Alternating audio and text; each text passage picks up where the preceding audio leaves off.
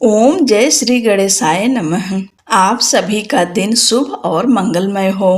आज हम सब कृष्ण पिंगल संकष्टी चतुर्थी अर्थात आषाढ़ माह के संकष्टी चतुर्थी व्रत कथा का श्रवण करेंगे। आषाढ़ माह की संकष्टी चतुर्थी को कृष्ण पिंगल संकष्टी चतुर्थी कहा जाता है। इस दिन भगवान श्री गणेश और चंद्रमा की पूजा अर्चना की जाती है। विशेष तौर पर माताएं कृष्ण पिंगल संकष्टी चतुर्थी व्रत रखती हैं। इससे संतान की उम्र लंबी होती है और उनकी उन्नति तरक्की होती है और उसे सेहतमंद और समृद्ध पूर्ण जीवन मिलता है। इस साल कृष्ण पिंगल संकष्टी चतुर्थी का व्रत 14 जून 2025 दिन शनिवार को रखा जाएगा। व्रत के साथ में कथा अवश्य सुने। कथा के बगैर व्रत अधूरा होता है। चलिए कथा का श्रवण करते हैं। द्वापर युग में महिष्मती नगरी में महिजीत नाम के एक प्रतापी राजा रहते थे।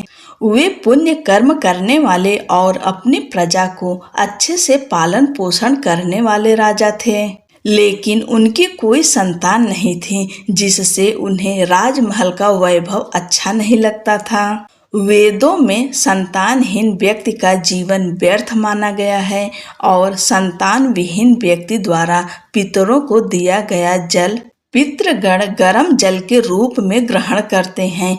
यही सोचकर राजा महिजीत के जीवन का बहुत समय व्यतीत हो गया। पुत्र प्राप्ति के लिए उन्होंने कई दान यज्ञ आदि करवाए, लेकिन फिर भी उन्हें संतान नहीं मिली। एक बार राजा ने विद्वान ब्राह्मणों और प्रजाजनों से इस विषय पर परामर्श किया।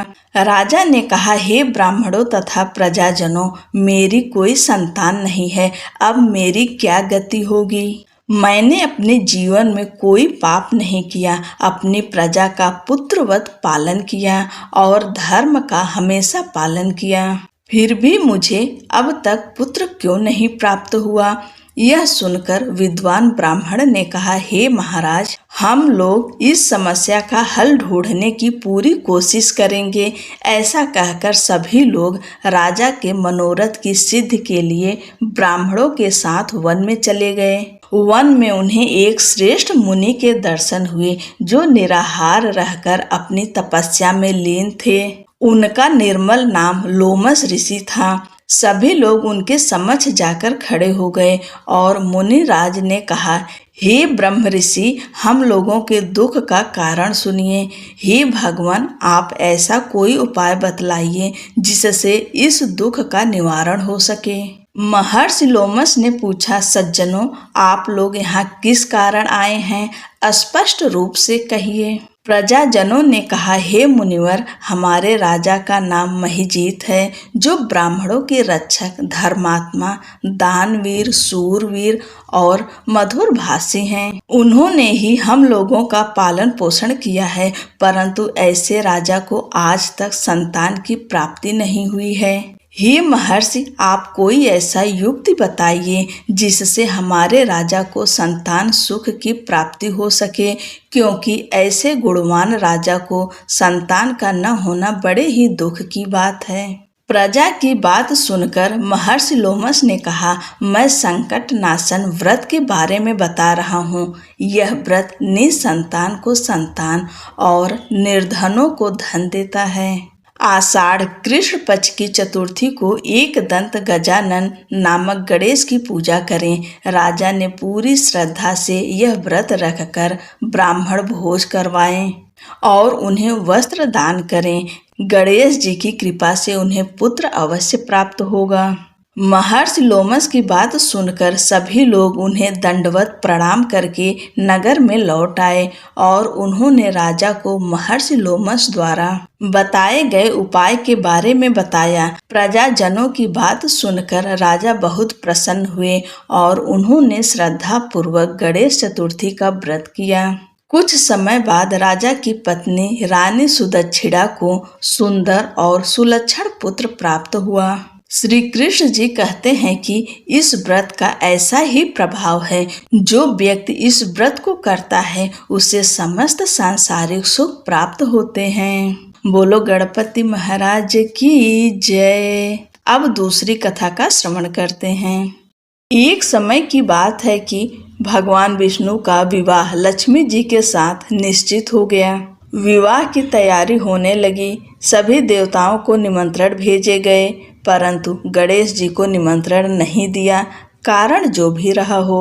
अब भगवान विष्णु की बारात जाने का समय आ गया। सभी देवता अपनी पत्नियों के साथ विवाह समारोह में आए। उन सब ने देखा कि गणेश जी कहीं दिखाई नहीं दे रहे हैं। तब वे आपस में चर्चा करने लगे कि क्या गणेश जी को नहीं न्योता है या स्वयं गणेश जी ही नहीं आए हैं। सभी को इस बात पर आश्चर्य होने लगा। तभी सबने विचार किया कि विष्णु भगवान से ही इसका कारण पूछा जाए। विष्णु भगवान से पूछने पर उन्होंने कहा कि हमने गणेश जी के पिता भोलेनाथ महादेव को न्योता भेजा है। यदि गणेश जी अपने पिता के साथ आना चाहते तो आ जाते, अलग से न्योता देने की कोई आवश्यकता भी नहीं थी। दूसरी बात यह है कि उनको 1.25 मन मूंग, 1.25 मन चावल, 1.25 मन घी और 1.25 मन लड्डू का भोजन दिन भर में चाहिए। यदि गणेश जी नहीं आएंगे तो कोई बात नहीं, दूसरे के घर जाकर इतना सारा खाना पीना अच्छा भी नहीं लगता। इतनी वार्ता कर ही रहे थे कि किसी ने एक सुझाव दिया, यदि गणेश जी आ भी जाएं तो उनको द्वारपाल बनाकर बैठा देंगे कि आप घर की याद रखना। आप तो चूहे पर बैठकर धीरे धीरे चलोगे तो बारात से बहुत पीछे रह जाओगे। यह सुझाव भी सबको पसंद आ गया।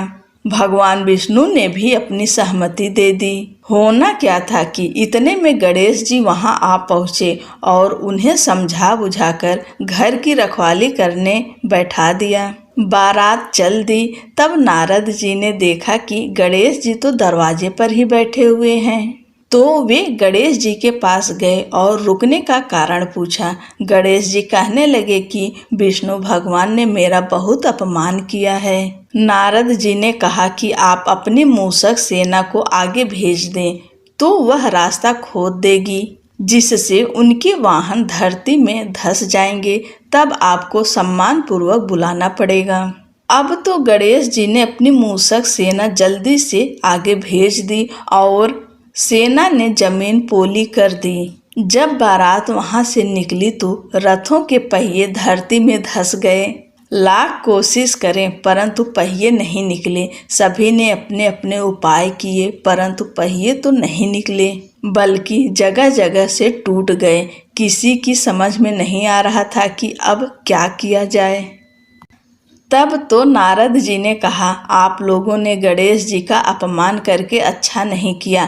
यदि उन्हें मना कर लाया जाए तो आपका कार्य सिद्ध हो सकता है और यह संकट टल सकता है। शंकर भगवान ने अपने दूत नंदी को भेजा और वे गणेश जी को लेकर आए।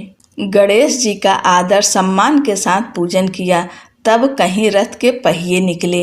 अब रथ के पहिए निकल गए परंतु वे टूट फूट गए तो उन्हें सुधारे कौन। पास के खेत में खाती काम कर रहा था, उसे बुलाया गया। खाती अपना कार्य करने के पहले श्री गणेशाय नमः कहकर गणेश जी की वंदना मन ही मन करने लगा। देखते ही देखते खाती ने सभी पहियों को ठीक कर दिया। तब खाती कहने लगा कि हे देवताओं, आपने सर्वप्रथम गणेश जी को नहीं मनाया होगा और न ही उनकी पूजन की होगी, इसलिए तो आपके साथ यह संकट आया है। हम तो मूर्ख अज्ञानी हैं, फिर भी पहले गणेश जी को पूजते हैं, उनका ध्यान करते हैं। आप लोग तो देवतागण हैं, फिर भी आप गणेश जी को कैसे भूल गए। अब आप लोग भगवान श्री गणेश जी की जय बोलकर जाएं तो आपके सब काम बन जाएंगे और कोई संकट भी नहीं आएगा। ऐसा कहते हुए बारात वहां से चल दी और विष्णु भगवान का लक्ष्मी जी के साथ विवाह संपन्न करा के सभी सकुशल घर लौट आए। हे गणेश जी महाराज, आपने विष्णु को जैसा कारज सारियो ऐसा कारज सबको सिद्ध कर जो। बोलो गजानन भगवान की जय।